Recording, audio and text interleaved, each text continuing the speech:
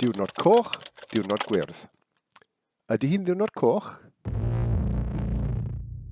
Neu ddiwrnod gwyrdd? A beth ar y ddaear mae hyn yn ei olygu?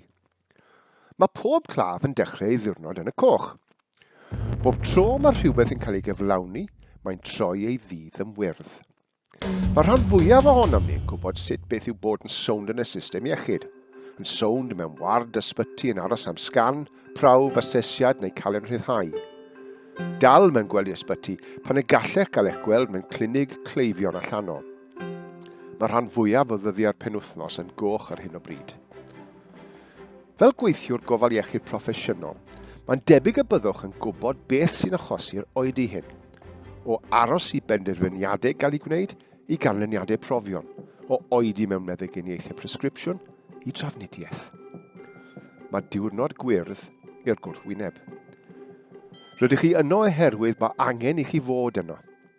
Mae popeth ar amser ac yn mynd i gynllun. Rydych chi'n symud ymlaen yn braf tuag at gael eich rhyddhau. Mae angen adrodd am ddyddiau coch. Mae angen datrys oedi. Gwybod beth sy'n cyfrif fel gwyrdd ac edrychwch allan ym hysbysfyrddau a siartiau. Nid yw bob amser yn hawdd bod yn wyrdd, ond gallai hyn fod yn ffordd dda o gydweithio tuag at ddyfodol gwell i ni a'n cleifion.